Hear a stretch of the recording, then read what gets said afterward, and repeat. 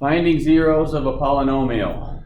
I have on the left side, if polynomial has integer coefficients, so in other words, no fractions or decimals, then plus or minus p over q is a possible rational zero of the polynomial where p is the factor of the constant and q is the factor of the leading coefficient. The key is possible rational zero. Now, the term zero just means a solution. Right? So the most basic form of, say, finding a zero in the past for you would be something like this. If we go x squared minus 5x plus 6, just solving a basic quadratic. We call it finding a zero because it's set equal to 0. Okay? And sometimes when you solve this, like this would be x minus 2, x minus 3. The zeros would be 2 and 3. They are real. So if the zeros are real, then we would say that they're x-intercepts. Zeros are real, they're x-intercepts. So the x-intercepts of this polynomial would be 2 and 3. If the zeros are not real, let's say we have something like this. X squared plus 4 is 0. Well, this one would actually factor down to x minus 2i, x plus 2i. Or maybe you're used to bringing the 4 over, have a negative 4, taking the square root. But either way, my zeros are 2i and negative 2i. So a zero just means a solution to the polynomial, whatever we're talking about. And these are basic quadratics. We're going to be talking about some ones that are much larger than x squared. So it just means a solution. If the solution is real, we would say that's an x-intercept. If the solution is not real, if it's imaginary, that complex value, then it's not an x-intercept, but it's still a zero. So again, zero is just catch-all for finding the solutions of a polynomial. Okay. Now, that's what I have up here. The number of zeros is equal to the degree of the polynomial. So if I have a degree of 2, I'm going to have 2 solutions. Okay. Here's a degree of 2, I'm going to have 2 solutions. This means if they're counted individually. Okay, so I guess I should add that in. If counted individually,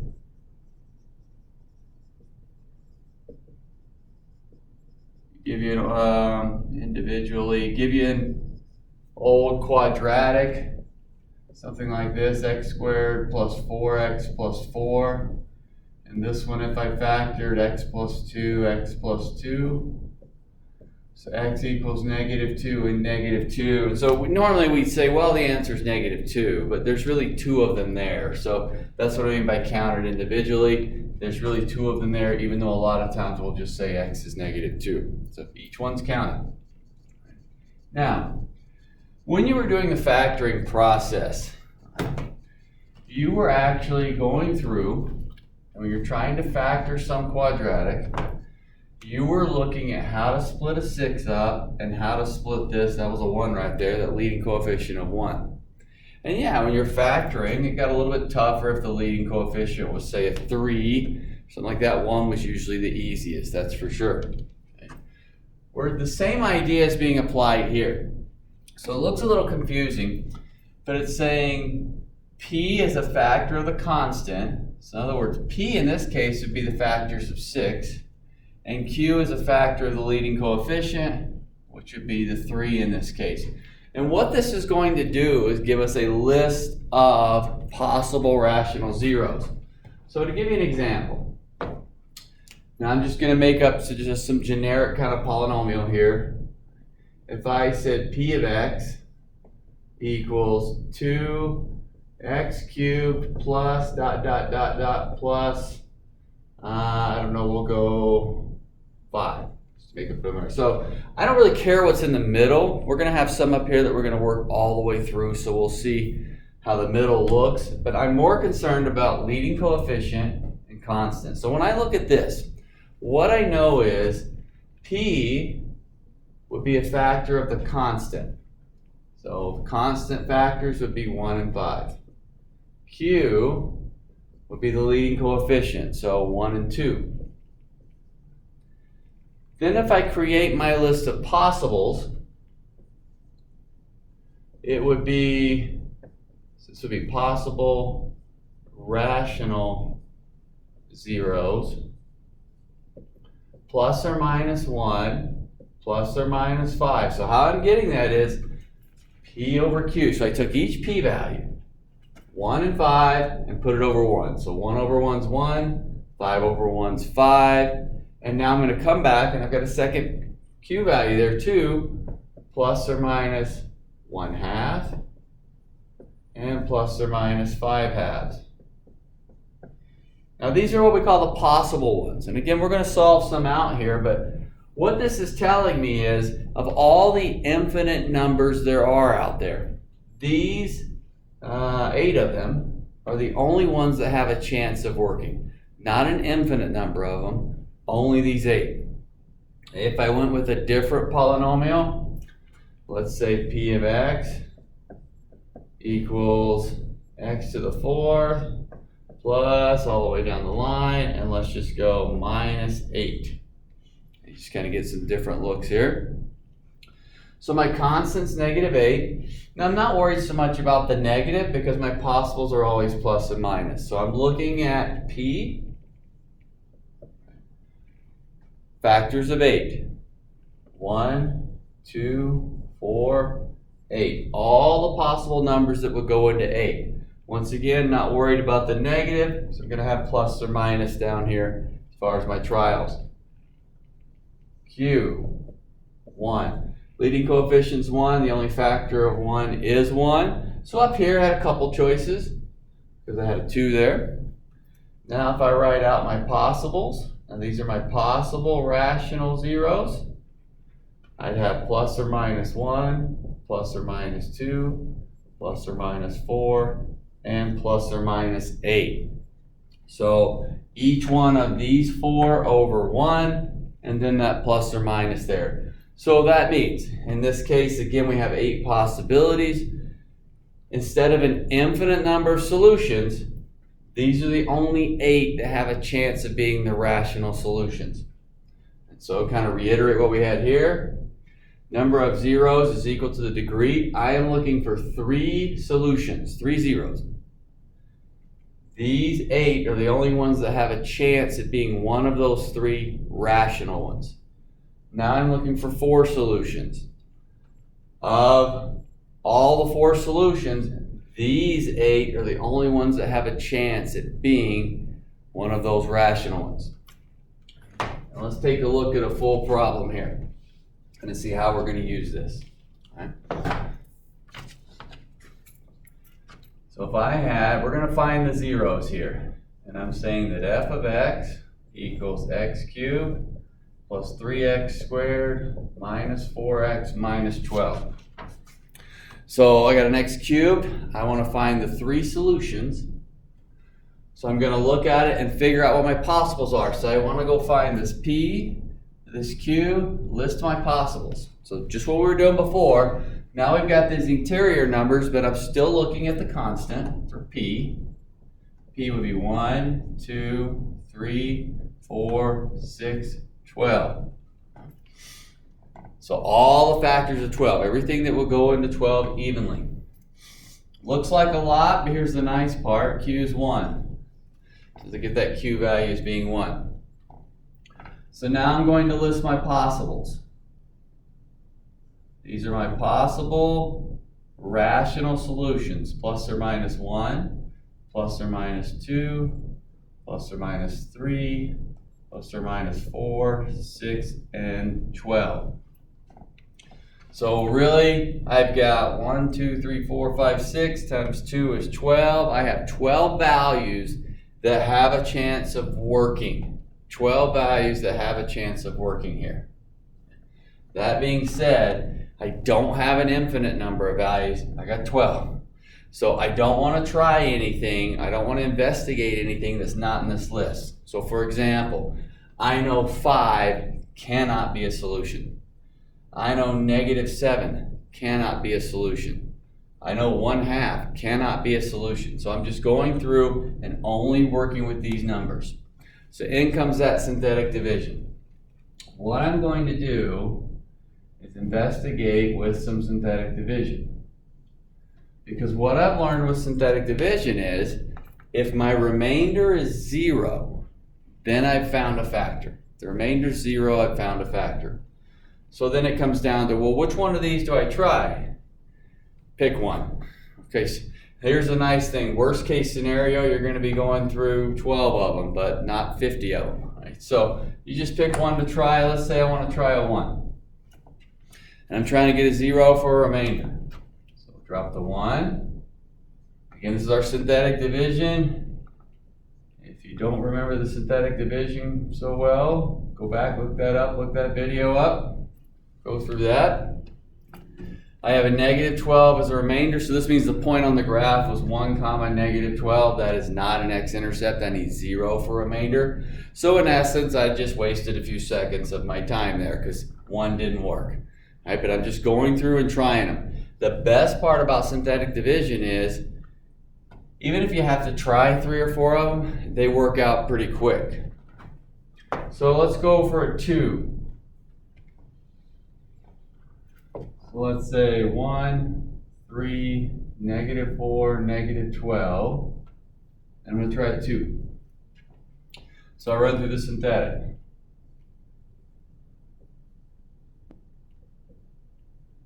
And when I do, I get 0 for remainder. That means 2 is one of my rational zeros. What's left after the division problem is that depressed equation. My depressed equations, what's left over, it's reduced or depressed from the initial amount. So again, I'm looking for 3 zeros because the power is 3. Hey, I got 1. Here's where the other 2 are coming from.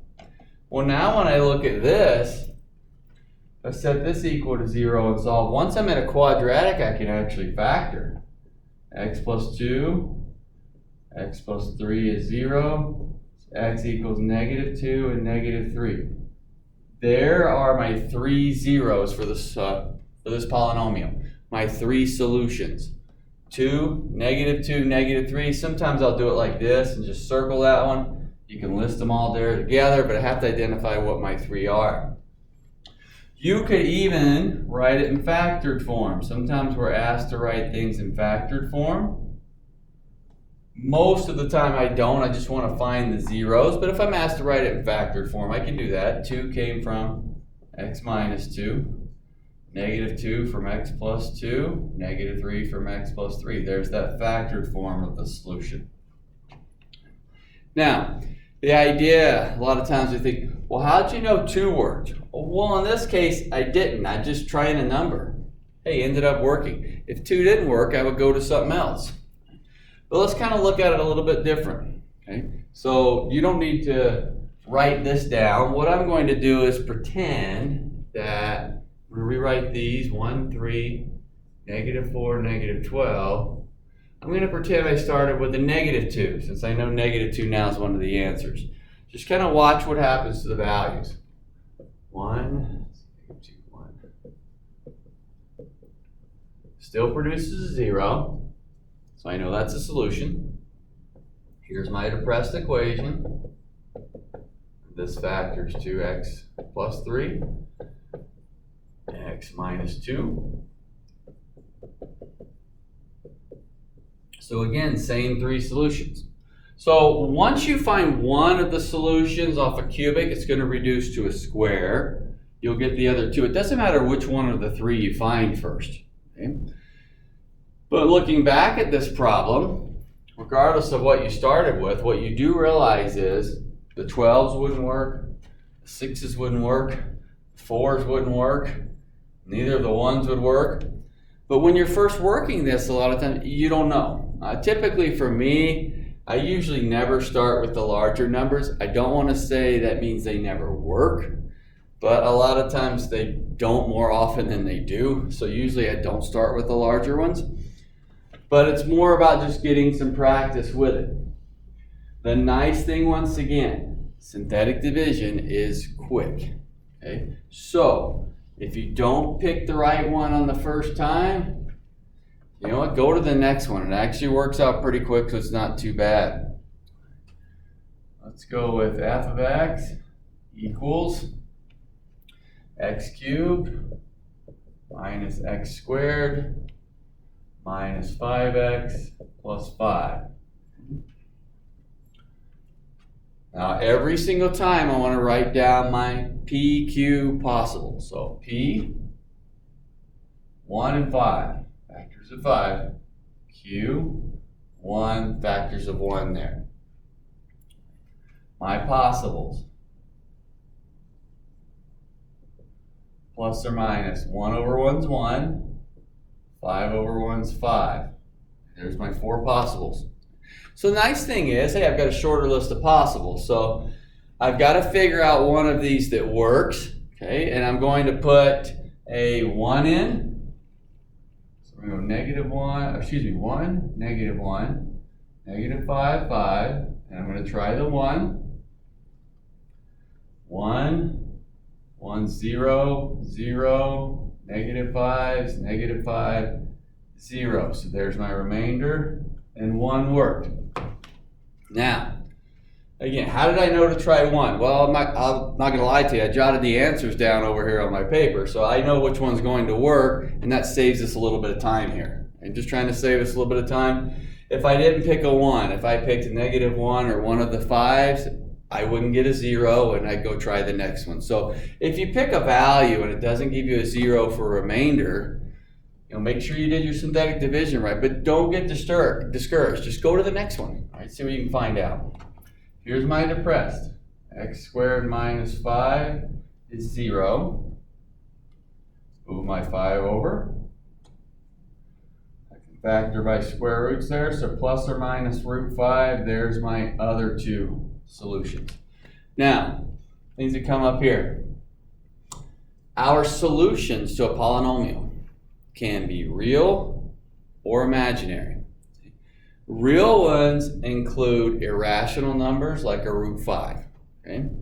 When we created our possible list, this was the possible rational zeros. What was a possible rational zero? These are irrational values. One thing I can tell you is one of these is going to work. Then we'll get to a square and we can solve it out. So one of my rational ones did work. If it is irrational or imaginary, Mr. Perry, those will come out of working with square roots, quadratic formula, things like that. So my goal is to get that first one so I can break it down and go. Let's get a different look up here. Let's go with, let's go x cubed minus 2x plus 4 equals 0. All right, so when we're finding zeros, sometimes we'll see like f of x, p of x, whatever the function notation is, and we have it. Other times we'll see it already equal to 0. We're still solving that polynomial is the idea. So now, my possibles, p by 4, 1, 2, 4, q, leading coefficients 1.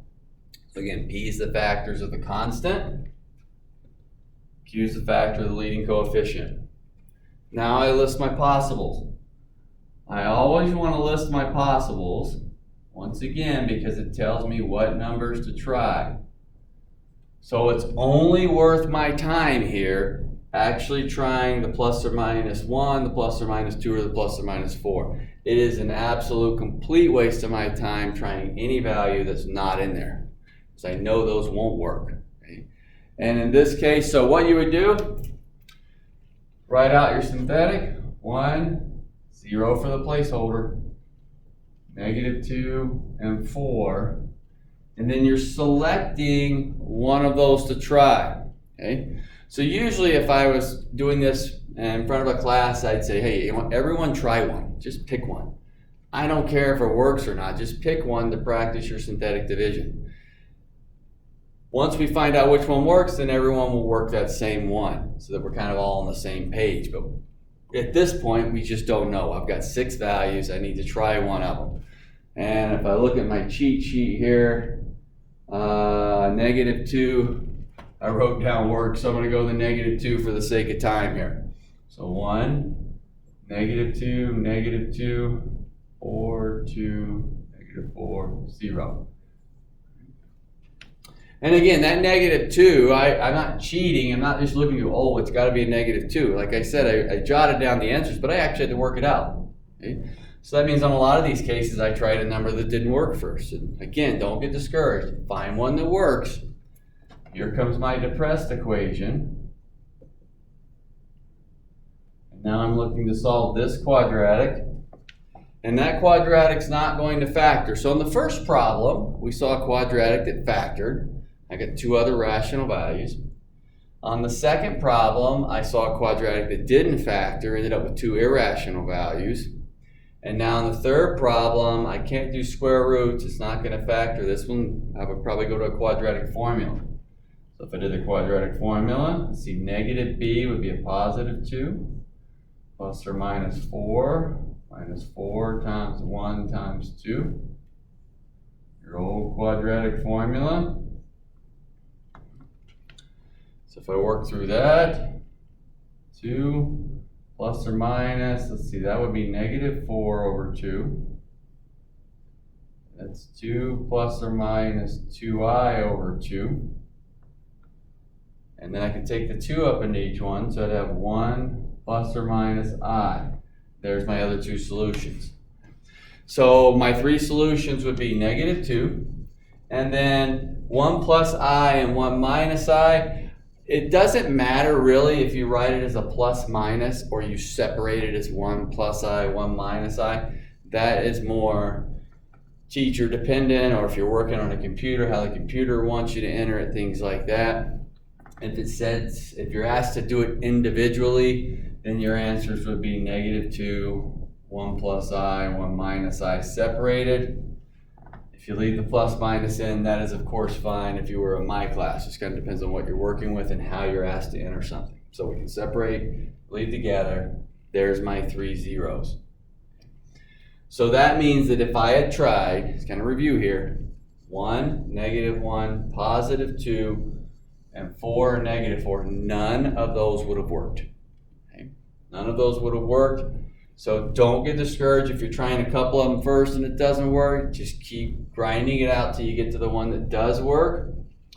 I would hope that the very last one you try is not the one that works for you every time. If that's the case for you, then I would probably just simply say, your luck's not very good.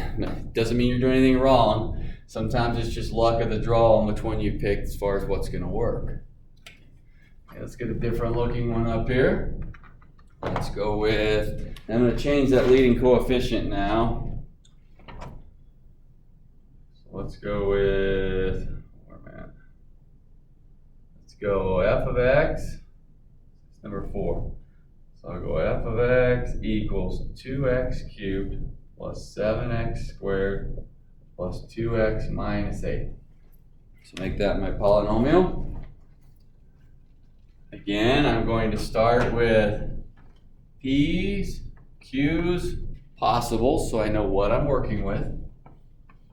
And then I'll work on my synthetic division part. So P, factor of 8. 1, 2, 4, 8. All the factors of 8.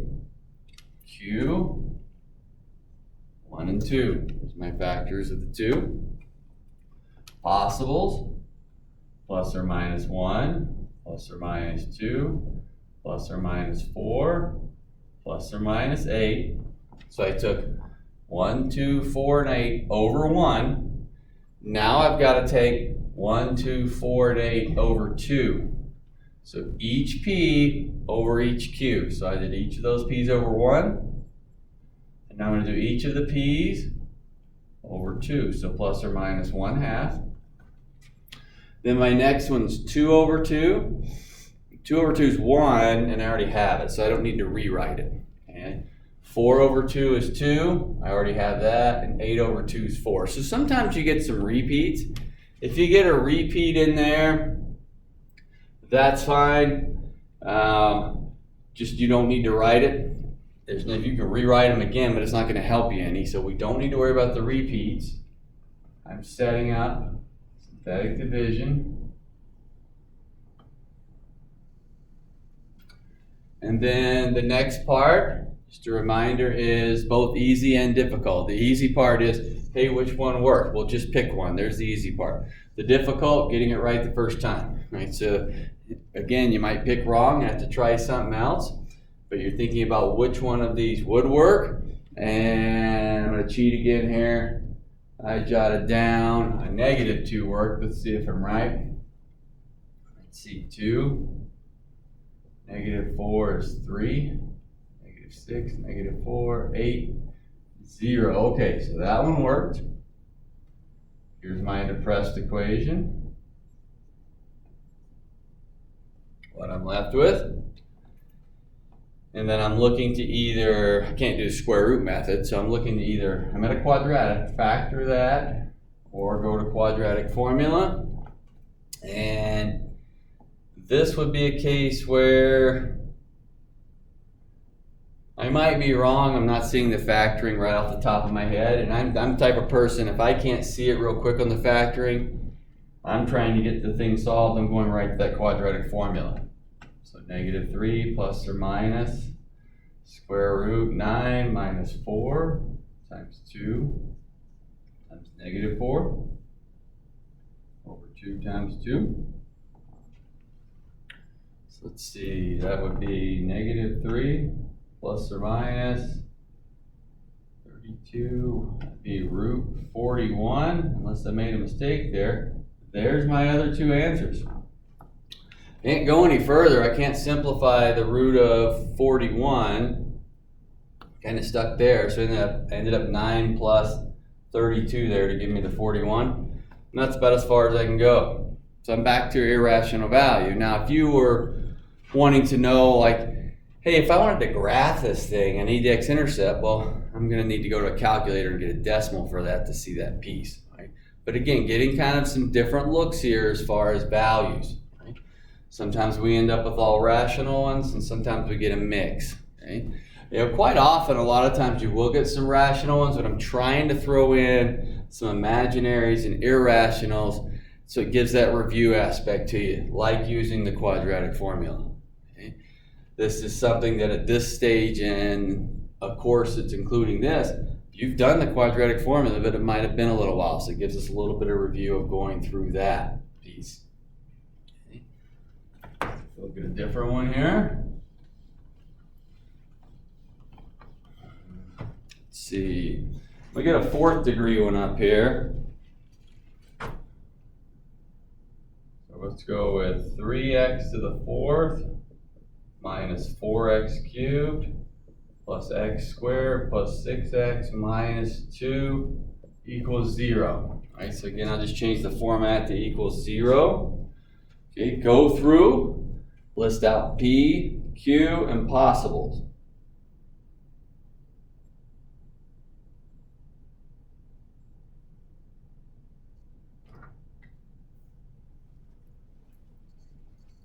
And maybe I'm off, I think this was 5. P is 1 and 2, Q is 1 and 3. So, constant, the coefficient, my possibles, plus or minus 1, plus or minus 2, plus or minus 1/3, and plus or minus 2/3. So this will be a case, unlike the last one where the fractions didn't produce a repeater, so I do need both of them. So again, I took 1 and 2 over 1, and then 1 and 2 over 3. My next step is to try to figure out one of them that works. I'm going to go through my synthetic.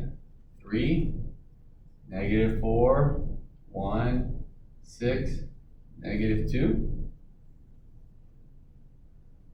-1, 3, -3 is -7, -8 is -2 is 2 is 0. And again, are you going to pick right the first time? No, not necessarily. I told you I'm kind of cheating over there. So I knew which one would work to kind of save us some time here. But in the end, I'm going to pick one of those 2, 4, 6, 8 numbers, give it a shot. Okay? So -1 works. here's my depressed equation, 3x cubed minus 7x squared plus 8x minus 2. So now I'm solving this cubic. The only time that I can factor or use quadratic formula or the square roots is if it's down to a quadratic. So if I'm still not at a quadratic, I'm going to have to go through this process again. You know, the bad part about it is I have to go through the process again. The good part about it is it's still synthetic division, which is reasonably quick, and it's still the same solution set. Like I'm still using these same possibles. So 3, -7, 8, and -2. So I'm using these coefficients to break this one down, and then it'll go down to a square. So which one of these 8 work? And I'm saying which one of the 8 because it is possible -1 works again. You should remember back like when you would have graphed polynomial functions, remember if it touches the x-axis, it's even multiplicity. I could have a repeat. I even talked about it in the very beginning of this video when I had x squared, I believe it was x squared plus 4x plus 4, ended up with 2 of the same answers. So it is possible -1 works again. I'll tell you on this one, it's 1/3. So I'm going to run that 1/3 through. And I know what you're thinking. It's like, I don't really want to do a fraction. Well, if you didn't want to do a fraction, that's fine. But I can tell you plus and minus 1 and plus and minus 2 aren't going to work. Now, I would know that if I'm the student sitting there, I'm probably not trying 1/3 first. I'm probably not trying it second. And I'm probably not trying it third. You know, I'd be just like you and kind of wait around. But I know this is the one that's going to work, so let's take a look at it. If fractions work, I can promise you they're not that bad. Here, I'll drop the 3. Because when you multiply, the denominator always cancels. If you reach a point where the denominator doesn't cancel, so here it cancels again, -2, then you know the fraction's not going to work. 2, 0. So this would give me a depressed equation, 3x squared minus 6x plus 6, and now we're going to solve that guy. So there's my second solution. Remember, we're looking for 4. Okay. Now, just kind of a heads up here, what I was talking about. Don't write this down. But when I said the denominators would cancel, let's say I didn't pick 1/3. Let's say I picked, I don't know, we'll go -1/3. This, I picked the wrong one. All right, so I'm going to drop the 3. -1's negative. Now, if you multiply -8 times -1/3, that is not going to be an integer. It's going to be a fraction. That's enough to tell you, quit, that one's not working. But look over here, I kept getting integers, kept having a chance to work, and ended up working. So you can usually figure out that a fraction's not going to work pretty quick after a step or two. So I think if you look at it in terms of that, how the denominators would always cancel, you won't be too discouraged to try the fraction. All right, so we got to get this guy. 3x squared minus 6x plus 6 is 0. This is my quadratic, so I can go through my other methods to solve. This is a case where I can see a common factor of 3. I can leave it in, but usually if I can reduce it, I will, since I can divide everything by 3. And this one's not going to factor. We did kind of see this one before a little bit, though. This was the quadratic form. I think we saw this one earlier. So 2 plus or minus square root 4. 4 times 1 times 2. 2 times 1. So 2 plus or minus, let's see, that'd be root -4. Yeah, I do believe we saw this one a little bit ago. 2i over 2. So we'd have 1 plus or minus I. So there's 2, 3, 4 solutions that I'm going to have. So if we have a 4th degree equation, it's going to go more than one time. I'm going to have to break that thing down twice to get to that quadratic. That's the nice part.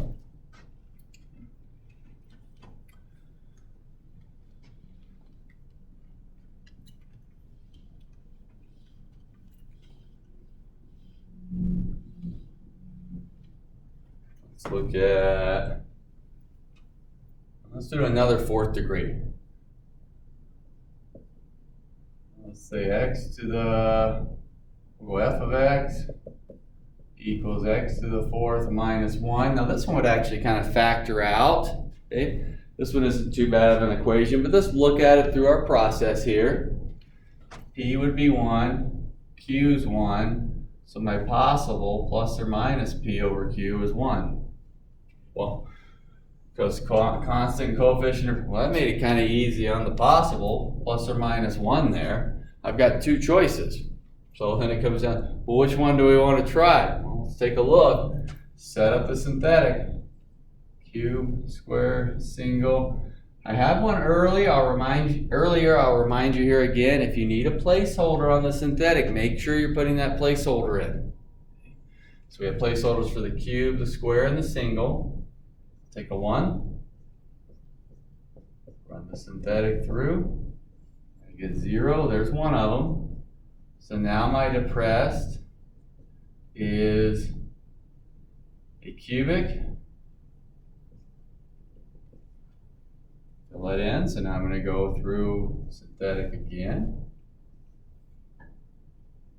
This time I'll take a -1. Now on this one, remember these are my only two choices.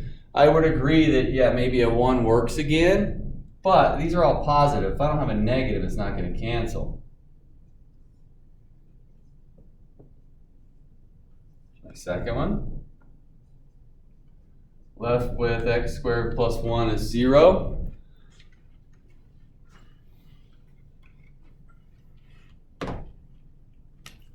So I'll go up here. X squared plus 1, 0, and go back to the square roots.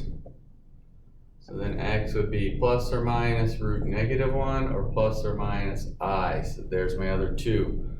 2 answers, 3 answers, 4 answers. So finding our zeros of a polynomial. The terminology, once again, zeros mean a solution. Solution can be real or imaginary. And by real, it could be an integer, a rational, or an irrational. Irrational meaning like square root of 3, something like that. We're going to find the P and the Q first. So just a reminder, I don't care what type of polynomial we're dealing with. Let's say I put a 5, let's go 5x cubed. Hold on. 5x to the 6 plus all the way down the line, and we'll go 12. Where I've got a leading coefficient of a 5, and then constant of a 12. There's 6 solutions, but my first step's going to be P is 1, 2, 3, 4, 6, 12. All the factors of 12. Q, factors of 5. And then we're going to take every P over every Q. So my possibles, I always create this first. Be plus or minus 1, plus or minus 2, plus or minus 3, 4, 6, 12, and then each one over 5. So plus or minus 1/5, 2/5, 3/5, 4/5,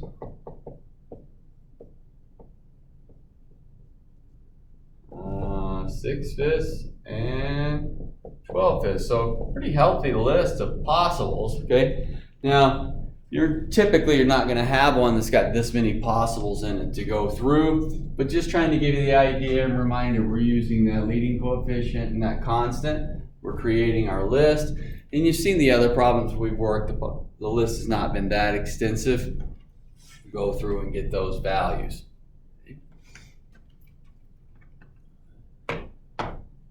And then remember one last thing here. I should have done on this last problem, so let me rewrite this. I believe we had the other 2 answers as plus or minus I. So if you're asked to write something in factored form, look back at your solutions. it would be x minus 1, x plus 1, x minus I, x plus I would be that factored form for those solutions to get those four values.